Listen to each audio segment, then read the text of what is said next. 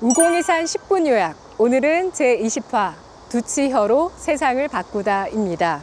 지난주 방송은 지지난주 19화 박순혁의 계획 2탄이라 볼 수 있는 시간이었습니다.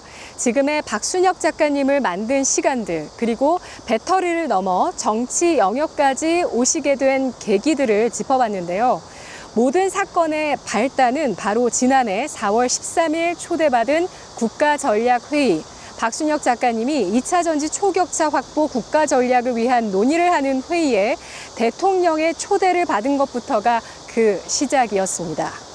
국가전략회의에 초대된 지 나흘 만인 4월 17일에 산업통상자원부로부터 참석 요청 취소 통보를 받게 됐고, 그 이후 배터리주 상승을 이끌어왔던 박순혁 작가님에 대한 공매도 세력의 탄압과 압박이 본격화됐죠. 하지만 결국 이후에 2023년 지난해 7월엔 쇼스퀴즈까지 발생하면서 2차 전지주들이 불꽃 랠리를 펼치고야 맙니다.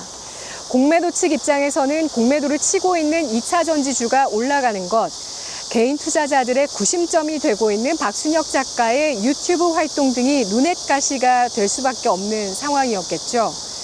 실제로 유안타증권 보고서에 따르면 2021년 5월부터 지난해 11월 20일까지 2년 6개월간 홍콩, 싱가포르, 여의도 공매도 투자자들은 에코프로 BM에서 8,330억 원, 에코프로에서 7,587억 원의 확정 손실을 기록했다고 합니다. 이 두 종목만 1조 6천억 원 가까운 손실을 기록한 것이죠. 에코프로 그룹주뿐 아니라 포스코, LG그룹주와 SK이노베이션 등 배터리 8대 종목으로 범위를 넓히게 되면 공매도의 손실은 수조 원에 달할 겁니다. 올해 3월 1일 박순혁 작가님은 우공이산TV라는 정치 유튜브 채널을 오픈했고, 윤석열 대통령의 카르텔 타파 정책에 보조를 맞추는 역할을 톡톡히 해왔습니다. 윤 대통령은 3년 차인 올해까지 정말 많은 카르텔을 타파해왔는데요. 우선 산업계의 피해와 국민 불편을 최소화하기 위해서 화물연대 불법 파업 대응, 민노총 건설 현장 폭력 혁파, 노조회계 투명화를 추진했죠.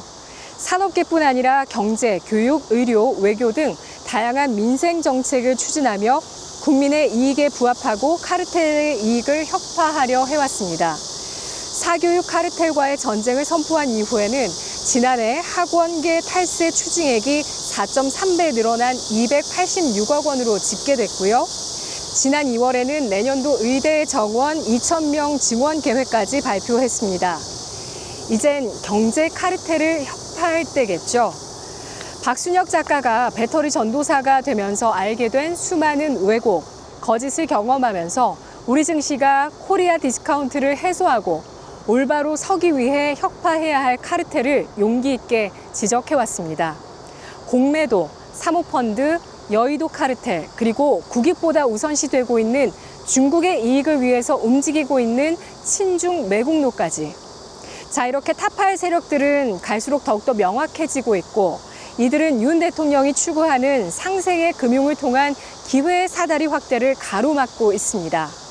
슈카둥절이라는 워딩으로 얼룩져버린 대통령의 연초 행보를 다시 한 번 더 살펴보면 올해 1월 2일 거래소 개장식에 참석해서 금투세를 폐지하겠다고 천명하면서 과도한 과세가 선량한 투자자들에게 피해를 주고 시장을 왜곡하는 제도가 있다면 반드시 개선해야 한다라면서 금투세 폐지는 장기적인 증시의 상생을 위한 것이라고 강조했습니다. 그런 대통령의 올곧은 뜻은 대형 경제 유튜버들을 통해서 얼룩지고 가려져 버린 것입니다. 금투세 폐지, 상속세 OECD 수준으로 인하, 배당 소득세 분리과세, 이들은 코리아 디스카운트를 해소하기 위해 꼭 필요한 세제 개편안이라는 건 이제 정말 많은 분들의 공감대가 충분히 형성되고 있습니다. 다만 이러한 아젠다를 놓고 정치권의 줄다리기는 계속되고 있습니다. 이럴 때일수록 우리는 깨어있는 의식을 가지고 국익과 나의 이익을 셈할 줄 알아야 합니다. 우리의 시민의식이 높아져야 자조적인 말로 우리가 반복하고 있는 정치 후진국에서 진정으로 벗어날 수가 있습니다. 이러한 목적으로 유튜브 채널을 오픈해서 두치혀로 세상을 바꾸고 있는 박순혁 작가님의 행보를 함께 해보실까요? 20화 두치혀로 세상을 바꾸다 파트 1에서는 좋은 대학을 가면 참 좋은 이유에 대해서 알아봤습니다.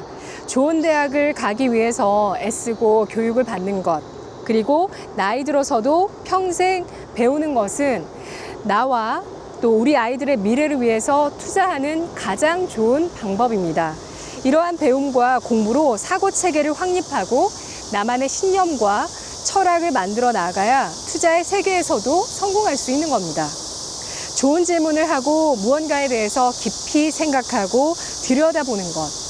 이것은 우리가 훌륭한 투자자로 거듭나기 위한 방법이면서도 대학 등 학위를 따거나 또는 좋은 직업을 갖기 위해서 혹은 인생을 멋지게 제대로 살기 위해서 꼭 필요한 배움과 공부의 과정들입니다. 두치혀로 세상을 바꾸고 있는 박순혁 작가님은 펜은 칼보다 강하다는 명제를 가지고 사람들을 생각하게 만들고 행동을 이끌어내는 힘이 그 어떤 끔찍한 무력보다도 더욱더 위대하고 강하다는 걸 설명해 주셨는데요. 가장 중요한 건 사상, 즉 이념이라면서 인생도 정치도 투자도 철학이 없다면 공허하다고 전했습니다. 이는 대통령의 생각과도 같은데요. 윤석열 대통령은 협치하라는 얘기들이 있지만 새가 날아가는 방향은 딱 정해져 있어야 발전해 나가는 것이지, 날아가는 방향에 대해서 엉뚱한 생각을 하고 우리는 앞으로 가려는데 뒤로 가겠다고 하면 그건 안 된다라면서 지난해 국민의힘 연찬 회의에서 발언하기도 했습니다. 대통령의 사상과 이념이 나라를 제대로 이끌고 앞으로 나아갈 수 있는 그런 철학인 것인가? 그에 대해서 우리가 좀 더 집중해 보는 건 어떨까요? 그런 관점으로 지난 정권에 대해서도 재평가를 해봐야 되겠습니다. 어떤 정권을 지나면서 우리가 앞으로 나아갔는지 혹은 후퇴했는지, 우리들 사이에 기회의 사다리가 넓어졌는지 혹은 기회의 사다리가 걷어차일 위기에 놓였던 것인지, 우리나라가 한강의 기적을 일궈낸 배경에도 분명 우리의 국민성의 위기를 기회로 만들어내는 저력, 그리고 열정, 또 최고가 되겠다는 마음, 경쟁심, 남들보다 더 부지런하게 움직이고 놀 땐 누구보다 더 잘 노는 흥 넘치는 민족의 DNA, 이런 것들이 있기 때문 아닐까요? 기회의 사다리를 넓히고 기울어진 운동장을 바로잡으면 우리는 더욱더 부강해지고 우리 국민은 더욱더 진정한 행복을 누릴 수 있지 않을까요? 소음과 잡음을 걷어내고 언론이 짜놓은 프레임에서 벗어나서 우리나라를 개혁하고 앞으로 나아가게 만드는 이념과 사상, 철학에 대한 깊은 생각이 필요한 때입니다. 그에 대한 박순혁 작가의 생각을 함께 하실 수 있는 시간, 우공이산TV 매주 금요일 저녁 7시부터 3시간 동안 유튜브 라이브 스트리밍을 통해서 여러분과 함께 하는데요. 그동안 박 작가님이 바람을 일으키면서 금투세에 대해서도 부당한 점들이 많이 알려졌습니다. 금투세 도입은 5천만 원 이상 투자 수익을 얻는 부자들에게 응당 물려야 할 세금이 아니라 오히려 사모펀드 투자자 세금을 기존 최대 49.5%에서 그 절반인 20%대로 낮추는 초부자 감세였다는 것. 국회의원의 사모펀드 가입 전수조사 필요성까지도 제기를 했습니다. 그리고 금투세를 도입했을 때 부양가족 인적 공제 혜택이 크게 줄어든다는 사실이 정말 충격이었죠. 이 금투세가 예정대로 시행이 되면 미성년자 자녀를 포함한 부양가족이 국내 주식 채권에 투자해서 연간 100만 원의 수익만 내게 돼도 부양가족 인적 공제를 받을 수 없습니다. 뿐만 아니라 건강보험료의 추가 부담까지도 생길 수 있게 됩니다. 그리고 공매도, 사모펀드, 여의도 카르텔과 친중 매국노까지도 척결해야 할 진정한 기득권 카르텔이라는 것도 박 작가님에 의해서 많이 알려지고 있습니다. 그리고 공분해야 할 또 하나가 드러났습니다. 국민연금 위탁자금의 에코프로비엠 자전거래 의혹인데요. 박순혁 작가님은 올해 5월 30일부터 7월 11일까지 에코프로비엠 주식거래 물량이 기존 대비 10배 넘게 급격하게 늘어났는데, 이는 의도적으로 에코프로비엠 주식을 공매도한 기관을 위해서 국민연금 위탁자금을 운영하는 쪽에서 주가 상승을 막아 시세를 조정하기 위해서라는 의혹을 제기했습니다. 박순혁 작가님은 A증권사와 해당 증권사 대표 B씨를 자본시장법 위반과 업무상 배임죄로 각각 고발했습니다. 박 작가님이 A증권사 측이 거래한 물량을 합산했을 때 올해 5월 30일부터 7월 11일까지 순매수량은 불과 1,099주로 사실상 제로에 수렴해서 A증권사 측은 이 기간 자전 거래를 한 것이라고 분석했는데요. 에코프로 BM을 이 기간에 하루에 많게는 10만 주 이상 거래를 했는데 아무런 이익 없이 매도 매수량 합산이 거의 제로에 수렴하는 건 이익 창출이 아니며 이러한 자전 거래는 의도적으로 누군가를 돕기 위해서 통정해서 매매한 것 아니냐는 것입니다.